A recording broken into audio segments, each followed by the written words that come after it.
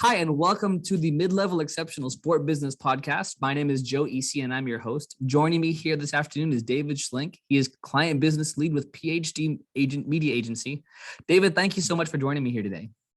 Yeah, thank you, Joe. That was actually the first time I've heard you say your last name, so you learn something new every day. I always thought it was easy. All right. So. I've heard it mispronounced 1,000 different ways for only being 4 letters.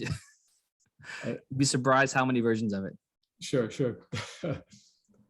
Well, David, we were talking a little bit before we started recording here.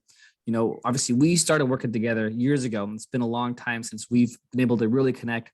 But the folks who are listening probably aren't all that familiar with your story and your journey. So would love if you could just start off by walking us through a little bit of your career path. Sure. No problem at all. So I started out college-wise at a small university in the middle of nowhere called Mary Hardin Baylor. It was in Texas, Belton, Texas, which was a very interesting place. I went there and I was excited about potentially playing football. I played high school football and things like that before.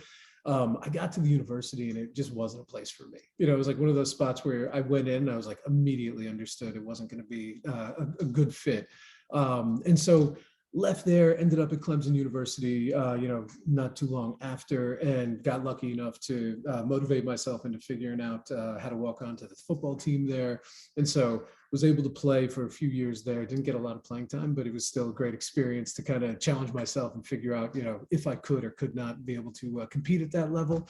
And the fun thing about those two schools is that they both have won national championships in football during the same years twice now since I've been there, or since I've left. So it's kind of cool. I'll take a little credit from that, but not much.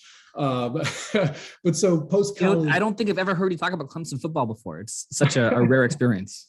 I like to keep it low. I don't like to talk about it too much. No, it's an interesting one, and I'll get into it a little bit later, most likely. But it was the process of actually getting back into football that sparked quite a bit in really my approach in life. So it's one of those things where obviously it's a cool university. They've gone on to do much better things than when I was there. But at the same time, the process that I went through taught me so much about who I was and what hard work is and how to approach certain things that it became this very big, cornerstone in my, story, I guess, so to speak. But so from there, I went to New York City doing an internship my last semester of school, and it was at a representation agency. So it was more of kind of like individual representation.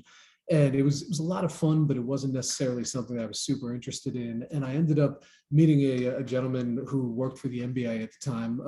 His name's Scott O'Neill, and he was nice enough to give me an opportunity to come over to Portland and actually work with the Portland Trailblazers, connected me with some of the folks internally there. Went out to Portland on kind of just a whim. I remember when he was asking me, like, what do you want to do? I was like, I know I can sell. So, if you have a good team that can actually develop my abilities, like I know I have raw, kind of talent, but like I need to be polished quite a bit. And so he was like, Portland's got an incredible staff. And he was very bullish on everything that was going on in Portland. And I understand why after, being there. So went out to Portland, met yourself as well as a bunch of other great folks selling tickets for the Rose Garden at the time for the Portland Trailblazers. And it was a lot of fun. I was only there for a short time. I think it was like 3 or 4 months in. I ended up getting a job with NASCAR that just did not work out, but I jumped there. Then a few months after that, I went up to this place in Chicago and took this job that was pretty much within a boiler room. If anybody's ever seen that movie, I may be dating myself a little bit too much there. And it was horrible, but again, lots of interesting experience. After that one, I decided I got to go back to New York City. It was a place that I did that internship, a place I really loved, and ended up finding this job that was within kind of more of a promotions company that was huge. And they did a really good job of teaching you the basics as well as like building up the Socratic method of selling. Like how can you get to the real root of what the issue is? How can you create solutions that actually make sense? And how can you always be working towards making sure that you are solving for those creative challenges? Had a great time with them. And then I got to a point where I was kind of excited about, doing other things. They were in a print medium and the world was kind of changing. And so one of the clients I worked with at the time was asking us what we were doing in mobile advertising. We were doing absolutely nothing. And she was probably one of the smartest clients I had ever met in my life. Just brilliant about business, understood all of the different movements that were taking place into the future, just almost intuitively, but also I'm sure through a lot of research and, trial and error.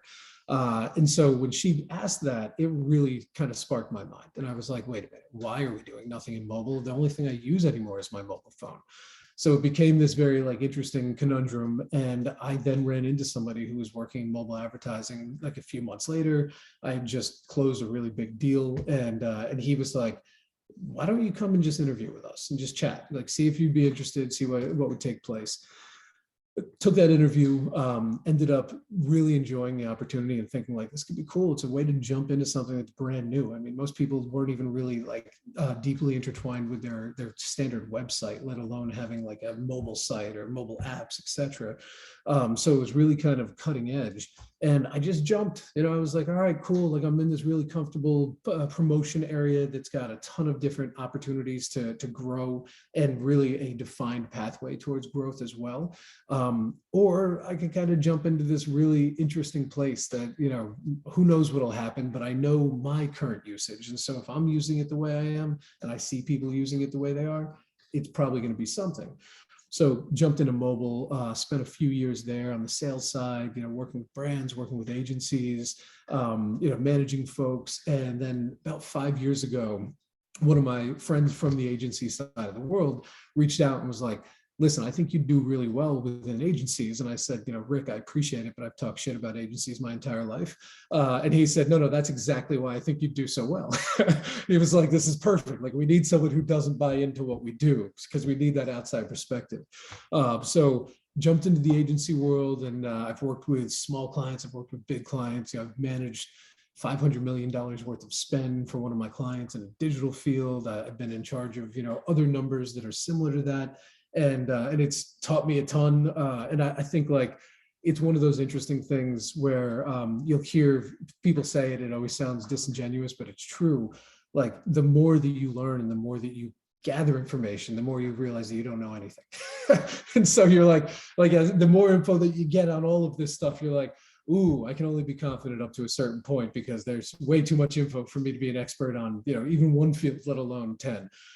So it's been cool to be able to see a lot of different sides of all of this, and just the industry in general, and even more than that, just understanding kind of strategic approaches to business and how I want to kind of conduct myself, etc. So it's kind of a journey in how I've landed where I am right now, and good, bad, or indifferent. It's I'm sure it'll continue. Like I was literally just talking to my nephew, and he was talking about he's 17. He's talking about baseball, and he was like, yeah, I don't know if that's really what I want to do. And I was like, listen, I don't even know what I want to do.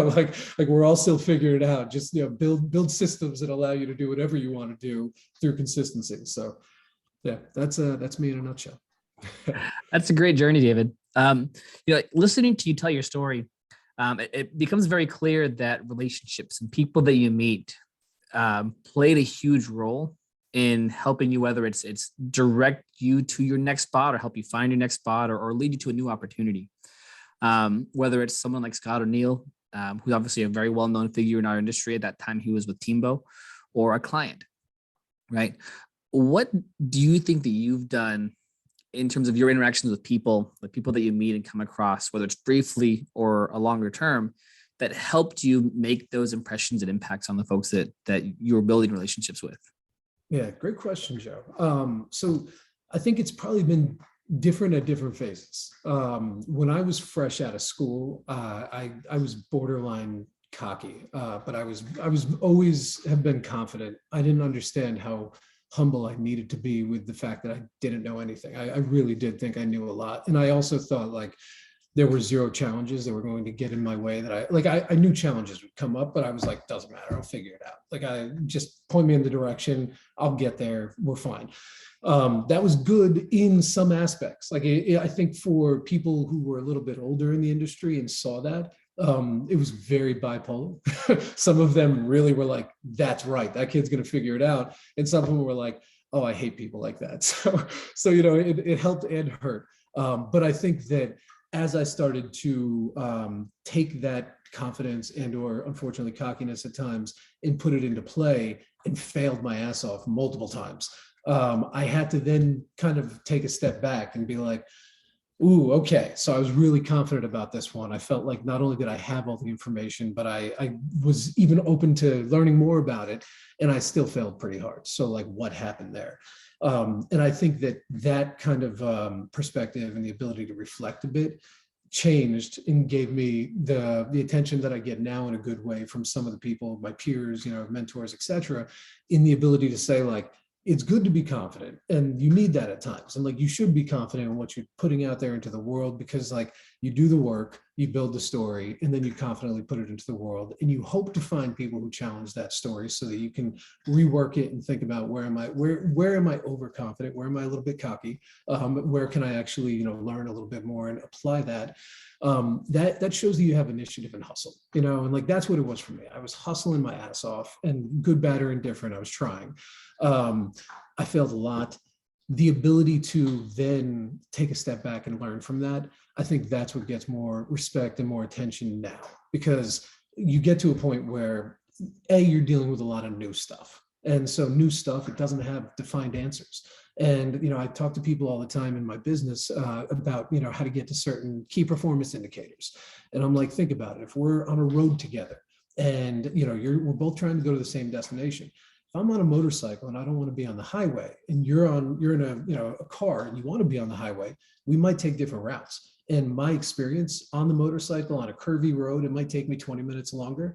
It might actually be 10 times more impactful in my life, as opposed to just sitting in traffic or just breezing through a highway. So it's that interesting way of kind of stepping back, realizing that these challenges are going to come, that your approach it can be good, it can be bad, but it's almost never going to be perfect. And really the input of others is going to allow you to figure that out. But then also like being able to reflect and think like, all right, there's probably different ways to do this. And so therefore, how can I try to take the best of some of these different approaches and combine them to make my own approach? And I think that's what's resonated. Again, I hope so. I keep on trying to iterate that version of myself. And again, I stole that from Ray Dalio, where he talks about 5-step process of you set really big goals, you fail, you then design a system that allows you to get through those goals, or you reflect on it, design that system, and then you continue forward and set those goals again. And like, that's kind of how I've tried to model things in my concerted effort towards challenges. It's like, the problems are going to be the same. The challenges are just going to be different flavors. So how do I figure out these, machines that'll get me past that and, allow me to do different things? So, David, you've obviously learned a lot over the course of your career. You're still learning. We're all still obviously learning where we are today. If you could narrow down 1 to 2 lessons or pieces of advice that you can give to folks who are in that early in their career, right out of college, getting things started phase of their journey, what would those be? Sure. So the first one is, it's so simple. And I had a coach tell me in high school, and it resonated forever. And he basically said the difference between the way he put it was like, difference between champions and none are 15 minutes a day. And his whole point was just like, it's not that much. Like, it's the difference between success and failure, the difference between success and really, really big success. It's just not that much. Like, if you do an extra 15 minutes a day, which maybe it's mindfulness, maybe it's writing, maybe it's, just thinking, reflecting on the day before, it's going to add up, and that value is going to compound itself, because like, you're now the next day when you grow that 15 minutes of whatever it is extra, you're starting from that point, as opposed to the loss of the 15 minutes somebody else is starting from. And so it always feels frustrating to have to do a little bit more. But I would say always do a little bit more. And it's just not for anybody else, do it for yourself, because like, the difference between the person that you want to be and the person that you are, or the person that you're trying to be, it's going to become that much closer if you can just do those extra 15 minutes. So that was a big one. That's one I always use. And then, the other one that I like is, I mean, there's so many. I have so many little anecdotes that keep me going. But I'd say it's the self-reflection thing is so important, taking inventory. So, I now, because of the mistakes and then seeing them repeat, and seeing the different ways that I could try to approach it. Like I take a personal inventory every single day. And so I ask myself a few different questions about who I was, who I want to be, am I doing the things that are going to get me there? I then try to reflect on some of the different aspects of, what I'm going through or what I need to be prepared to go through. That could be simple as like when you're looking at progress isn't going to be a straight line. It's always going to have ups and downs. And a lot of the times you're either so zoomed out that you don't see the ups and downs, or you're so zoomed in that all you see is the downs. And so it's like being able to take that step back, realizing that things aren't linear. They're not just going to go from point to point. You're going to have to start, stops, etc. That's been something that, especially during all the interesting things that we're going through in the world right now, it's been really, really helpful to be able to look at it like that, because then you start to see those individual moments of progress, and then you see that moment where you catch one of those falling knives a little bit faster. You're like, oh, okay, hey, listen, I've now, rather than letting this go on for a week, I caught it in 2 days. And so therefore now the next 3-4 days, I'm more productive in solving as opposed to just, dwelling on the issues. So that's really like, it's always that extra 15 minutes, but then focus on solutions too. That's a big one, because if you put solutions out there, it may not be the right solution. It's going to get you closer to a solve for the challenge that you have. So that may be a few different points of info or advice, I guess. That's okay. I try to keep you focused on one or two, knowing that you probably go over the top a little bit. I want to keep down this path of continuous learning and self-reflection that you brought up, and go back a little bit to how you described your story, starting off with, this high level of confidence, borderline cockiness, and then growing to learn a little bit of humility over time, and seeing how that seemingly contradicts how a lot of folks' career journeys can go. A lot of times people tend to need to grow into confidence, grow and develop confidence as they develop expertise. Mm-hmm. And then they put themselves at risk of becoming confident to the point of getting comfortable, right? Sure. So obviously continuous growth and learning is something that you've prioritized. You're very, very intentional about. Over 15 years in the industry, how do you manage and maintain an intentional learning and growth mindset? Sure. It's it's never perfect, and it's never going to be something that I'm even perfect at, and I'm so intentional about it. And that's the interesting thing about it, is like, I think we all have automatic systems, and then we have very intentional systems, and the automatic systems can just take over. Like you can lose a week, you can lose a month, and not even like think about it, especially again, like during the pandemic. How many people just literally lost weeks and months because you do the same thing every day and you hardly even lose your house or leave your house? So the understanding of where you go when those automatic systems take over is really important. And it's because like those are the easy things. Evolution isn't like the process of moving towards success. It's the process of moving towards the easiest path of success. And that's not always a good thing. And so like knowing when my head goes towards like, oh, I can just do this, but and it automatically finishes the rest of it, I kind of trigger myself to pull back a little bit and try to think like, all right, think about all the times that you're wrong. There's a lot of them. How do you start to implement where you're underestimating this part of the process? The other thing that's been big for me is realizing, and this was important because when you're younger in your career, you often think that anybody who's been more experienced, has more time in the room, etc., knows a whole lot more than you do. And most of the times they do, but it's on that 1,000-foot level as opposed to necessarily being able to dig into a lot of the details. Being able to understand that most very successful people, most people who aren't successful are not really sure of everything that they're doing at any one time. Like we're all kind of playing a little bit of jazz. Like understanding that allows you to have more empathy and also be more open-minded when you go into some of these rooms where it might be a little intimidating, or it might be, you feel like you're the person who's going to be on the spot. Maybe you don't feel as confident as you should. What helped me is understanding that most folks are a little bit unsure. And so really like they want, you are the expert in the room when you're in that position to be able to go and present or be able to go and, tell the story that you want to tell. So do the work, always make sure you do the work, do the research, make sure that you thought about like what could go wrong, what couldn't go wrong, etc.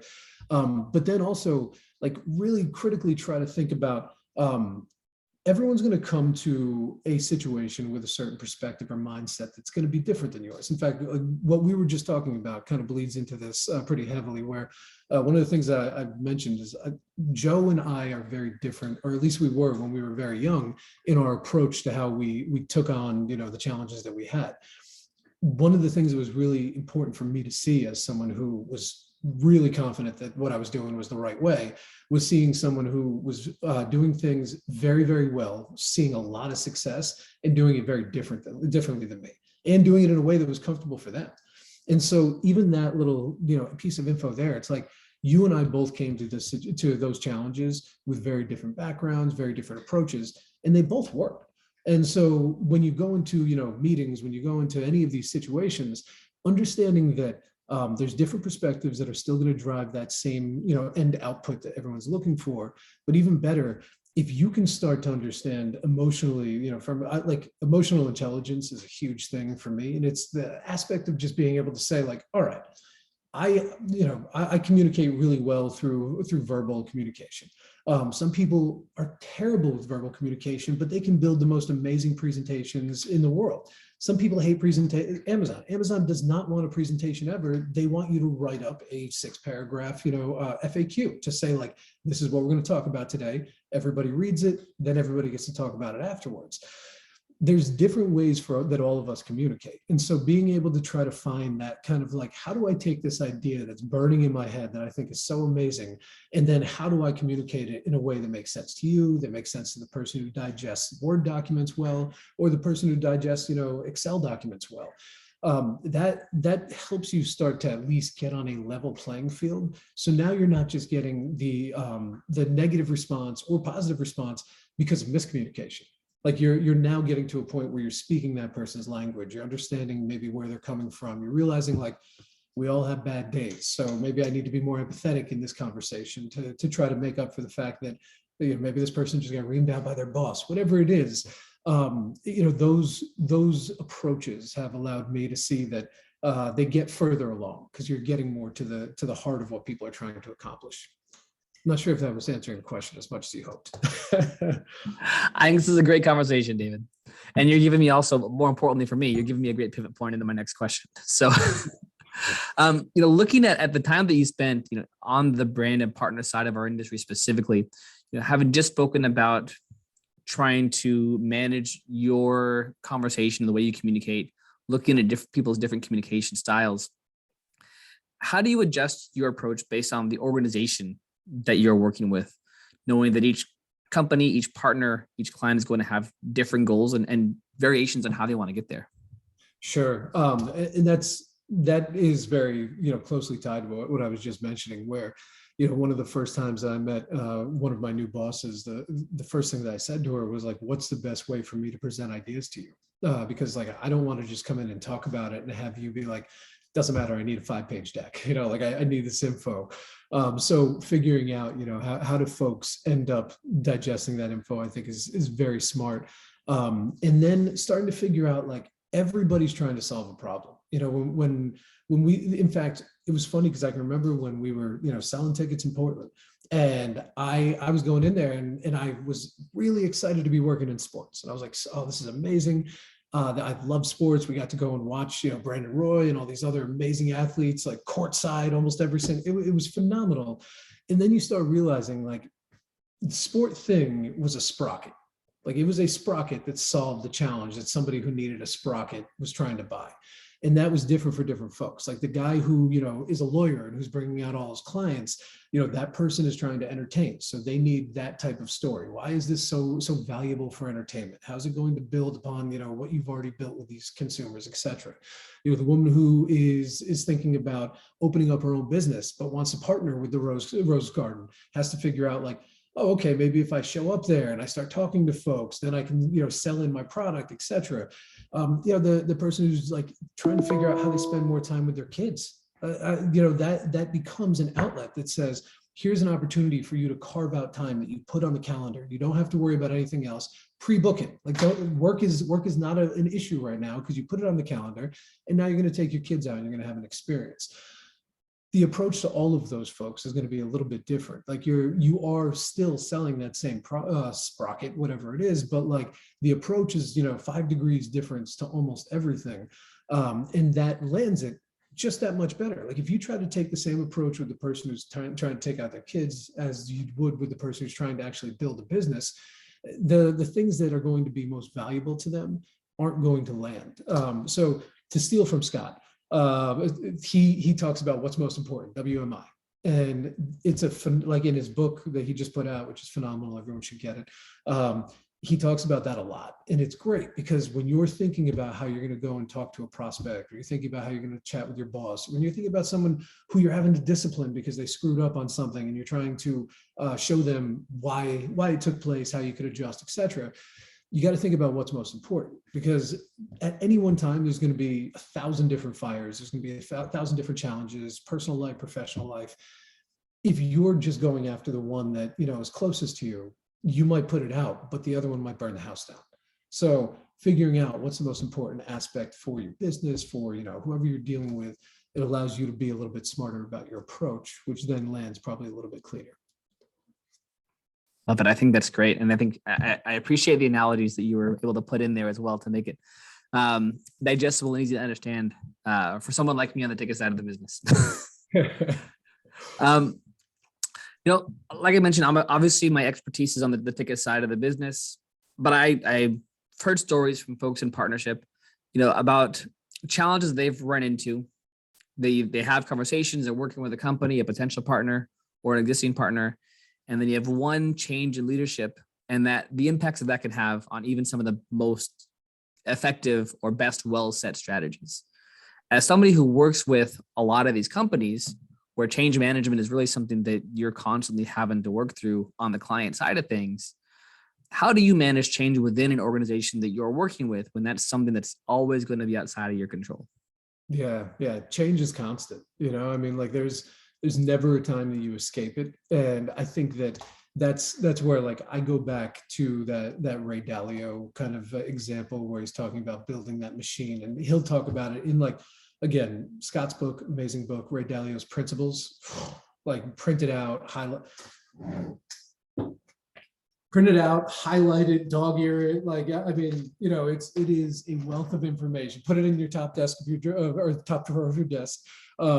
But what he talks about is how like that change is always going to be constant. And so you need to build systems that work for you, that allow you to approach change and not necessarily be as disrupted as you normally would be. Knowing that disruption is going to take place, which is part of the system. Once you start realizing that there's going to be some tumultuous areas, then you can start to plan for that. And so you're like, all right, I know these three perfect world scenario is A to Z. Real world scenario is probably going to be this loop, and then a weird thing over here. So planning for those approaches is important.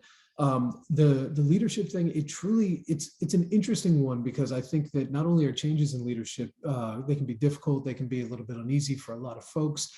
They can be great though. They can be phenomenal, because sometimes even when you have amazing leaders, they may just be in positions that don't necessarily resonate with where their strength really is. And so maybe they need to go and do something else as well. So, the change is one of those things where it's always good, because in change you learn.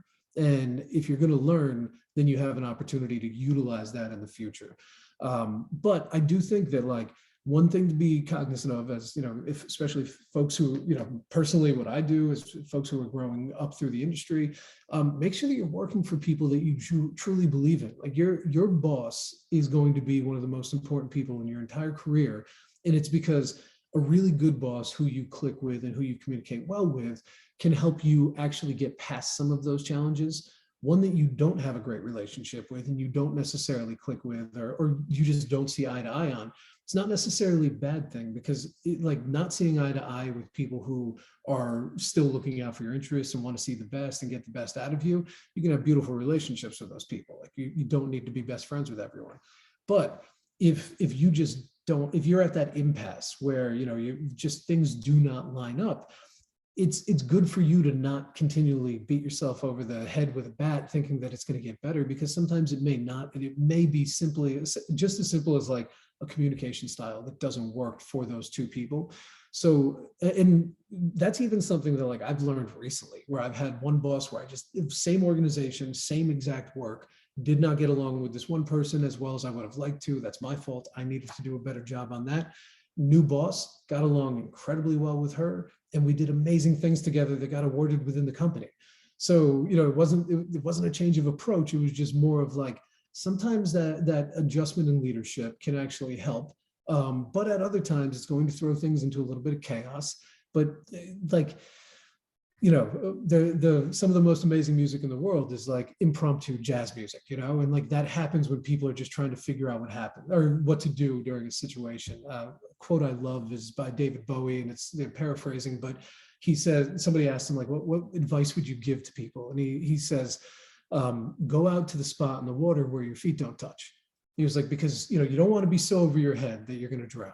You don't want to be so comfortable that you're not going to feel any risk. You find that spot right between the two, and you have to get creative. You have to figure things out. And like, I think change is that spot where your feet don't touch. And so it's like playing well in that arena and being okay with it, realizing that even that immediate weirdness, and sometimes it feels like that falling knife scenario where you're close zoomed in, you're seeing things tumble. Zoom back out, that may be the big lesson that drives you forward and allows you to actually learn something that turns you into the CEO that you want to be, et cetera. So, I think that's an interesting one. And sorry, long-winded, Joe, imagine that. If you want to be a future leader, these are the people you learn from. Like, take the good and the bad. You're going to have great leaders who are going to be able to show you things that you would have never thought about. You're going to have leaders who are amazing, but make huge mistakes that you're like, wow, I would never make that mistake. And I'm so glad I saw it so I can see what the repercussions are. You're going to run the gamut. It's going to be good. It's going to be bad. Nobody's perfect. Everybody has different, areas that they're going to be really strong in. Taking the best out of those different folks, learning from the things that you see that you don't like, remembering how it makes you feel. Like, again, we were talking about it a little bit before. At the end of the day, we're all human and we're all people, and we want to do really good work. We also want to feel decent about it, and we want to get along with the people that we're around and trust that they're going to work hard. Building that type of environment is important. And when you have leaders that you worked with who aren't able to build that, you see it and you watch the team, kind of dissolve, and you're like, oh man. It's the good and the bad of learning from, leadership changes, et cetera, is massively valuable, even if it feels painful. So I think that's important. One of many things that I took from our shared former boss in inside sales. So you're going to have a lot of leaders in your life, and make sure that you're taking something from everybody, whether it's something you want to use or something you want to make sure you avoid. Oh yeah. He was a great leader too. Last question for you, David, and then I will let you go. I'm going to give you one big promotion. I'm going to put you in charge, president of the sport industry, not just client side, not just team side, not one specific league, the entire industry and all angles that go into that. You get the power to make one significant change that takes effect immediately. This is not a long-term, okay, how do we get this process started and going? This is going to be something that changes right away. What is your change going to be? All right, this one's going to piss off any athlete who watches this. But the change would be, I would immediately look at folks who are making like $40-50 million a year. And I would ask them, or I would talk to them about what the difference between like $10 million and $100 million in the bank is. And my guess would be that almost no one would be able to give me a real difference outside of like, well, I can get a private jet every time I fly if I've got $100 million in the bank, as opposed to 10 million where it's only 5 out of 10 times, whatever. And then I would say, now imagine if you took that $50 million you were being guaranteed every year, right? And you only took a salary of like 10 of it. And then you use that remaining 40 as power to buy the players and teams that you want, that your owners don't necessarily have the ability to tell you yay or nay on. So now think about this in like a quarterback type scenario. You have Mahomes, who just, bad example because they're doing as well as they are, but you have Mahomes who's making $50 million a year, every single year. Imagine if he was like, I'm going to take 10 million of that, put it in the bank, use it as my living expenses, which is bizarre anyway. I'm going to take 40 million. I'm going to buy my left tackle, make sure that I never get touched again. I'm going to buy a running back who's going to make it that the defense is always having to think about that dual threat. I'm going to buy this one tight end who I know is a great blocker, but also has amazing hands, so that I can be it. Like, you start to build these things. And now all of a sudden, not only are you rich for the rest of your life and you're in a great position, you're also, you're in a position to start winning real, games. Like, look at Tom Brady. As much as I like or dislike the guy, and you're very familiar. Listen, I know you're a Jets fan, but that's the first example that came to my mind too. Well, and I mean, and look what he was able to do. I just like you build the ability to franchise, build a franchise that can be the most successful franchise ever in any sport. And there's so much easy opportunity to do that. And unfortunately, I think what happens is people who sit in my role, but in the sport industry, unfortunately, are thinking about their 5%. And so they're not thinking necessarily about, like, how do I take this kid? Like, imagine if Baker Mayfield, who, is now potentially not going to be in a position to be on a team starting next year, if he would have been able to take that mentality to a team and said, like, listen, give me 25 a year. I'll be your starting quarterback. I'm only really going to net 5 of that. And I'm going to take the other 20 and buy 6 players, 3 defenders that I want, that you weren't going to go out and get. Like, you already hit your salary cap. This is my money that I'm going to invest. Now you win Super Bowls. Now you get promotion, or now you get the, the sponsorships, you get the speaking opportunities afterwards. There's this weird thing where, especially young men who are coming into some of these athletic endeavors, I don't understand what $100 million is. I don't understand what $10 million is. It's such a big number that it's hard to comprehend that the difference is very, very minimal at best. And so all of us get into sport because we want to win. Like up on my board in front of my head, I have compete as the top line, because it's like every day I want to remind myself that even if I'm trying to be the best team player, even if I'm trying to be the best manager, the best employee, I'm competing. And, I'm competing to get to the door faster than somebody else, like whatever. It's little things like that. Like, I'm always thinking about that. So I know that these folks want to compete. If you told me that I would have to just be really rich and not exorbitantly rich, but I'd have 3 or 4 Super Bowl rings, or 3 or 4 basketball, the championship rings or World Series, game on, like game on. So the point of that is, like, if I could adjust one thing, it would be to get into the minds and hearts of some of these folks who, like, if they retired and they did have $15-20 million in the bank, them, their family, their kids, it'd still be set for the rest of their life. Like, if they just stopped. But you can do that. You could actually build that team together. And, it's, I think, like, that's an important thing for all of us, is that you're only, I know it's cliche and it's a sport thing, but it's like, you're only as strong as like that weakest link. And if you can start to improve some of those areas of weakness, be it for salary cap issues, whatever, you create your own destiny. Again, look at Brady. Brady has become, and he is the greatest quarterback ever. There you go, Joe. All right, I'm sorry. I have Glad you could acknowledge it. Yeah, you have to. Well, now he's got a Tampa Bay jersey on, so I'm okay with it. Makes it easier. Yeah. But it's like, if he doesn't build that team around him in a very, very intelligent way, maybe he's just one of the greatest. Maybe he's a great quarterback. Maybe he lands in that very, very high upper echelon of quarterbacks that we all recognize and, can kind of like, rattle off the names. But he doesn't get into that convo of like, no, he's the GOAT. Like, it's him.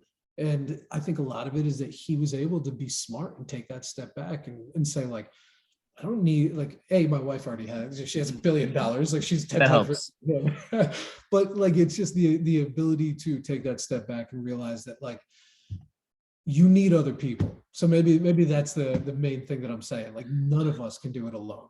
I love that. And I think, the first thing that comes to mind, David, for me, is when you describe that model and that concept is revenue sharing, right? It's what we have, you've got markets like the Knicks and the Lakers and what they can get in a TV broadcast deal that you can't get in a Portland or an Oklahoma City or a San Antonio.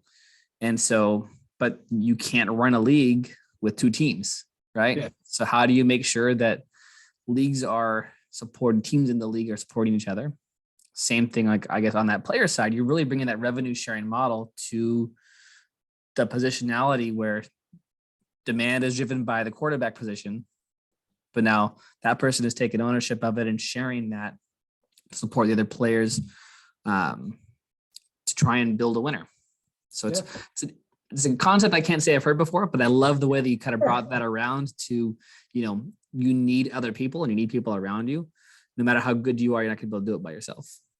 Yeah, it's the reason why it stuck out so heavily in my mind was literally Mahomes a few years ago getting that contract. And I was like, man, imagine like $10 million is a ridiculous amount of money, and it gets thrown around in professional environments, like, sport environments, in a way that almost makes it seem like it's just not a lot of money. And like, if you've ever worked for anything, if you've ever worked for any normal amount of money that you'd get from like a corporation, you understand that you can make really, really good money that is less than 1% of that, and you can really have a great, comfortable life. And so now imagine if it's like the ability to take a look around, and you see a lot of players who will be like, man, I need a point guard. Like I can't do this by myself, or like I need someone who can shoot threes because like I don't have that skill. I need someone like. You see that all the time. You see people complain about management, and there's plenty to complain about in all aspects. I'm not going to say they're wrong or right, but take a little bit of ownership. Like imagine the power that an individual player thinks that he has power because he's got a $250 million contract. You have no power. You have power if you can decide who you want to go out and pick from the pool of players. And then imagine if like your star wide receiver, maybe you're not like top 10 wide receiver, you're top 20 wide receiver in the league, and this amazing quarterback, or, he comes out and he says, hey, I'm going to give you $3 million on top of whatever the team will give you to come and play here because I want to win championships. Like, sign me up, man. Sign me up, and then how much do you want to play for and with that guy? So it's like, if I could just inject into the hearts and minds of some of these kids, I think that I'd create champions. Not me, just like building them to give the opportunity for them to build the championship.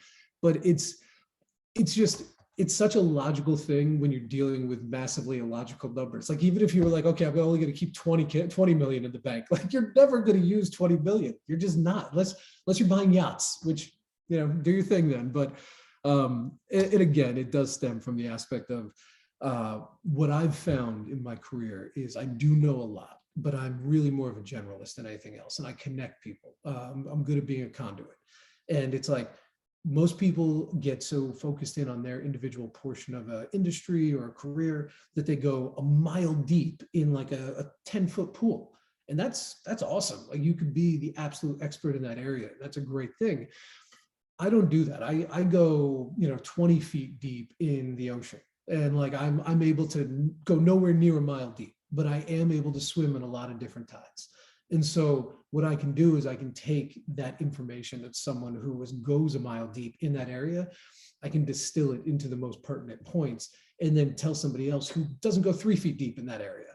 And they can go like, oh, okay, that makes a lot of sense. Now, what that's led me to realize is, I better be good at explaining things or else I'm screwed, because I'm not that good at anything else. But beyond that, it's that people are going to be really good in certain areas, and I don't need my number one hitter to be hitting home runs all the time. I need him to get on base, and I don't need my pitcher to be trying to get up, unless it's Ohtani. Don't need him getting up there and trying to hit either, because it's like, no, pitch. Like, I want you to control the things that you control the best, and if you can find those specialties and you can combine them, endless possibilities. And so I think that's an important thing. It's like, you're never going to be able to do it alone.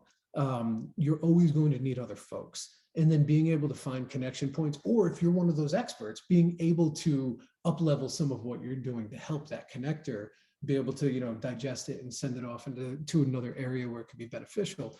It's so valuable, and it really does build on how important teams are in any individual success. It's like, individual, but it's all team based, so I think that's where that idea kind of came from. I love it. And I love the creativity and the place it's coming from, David.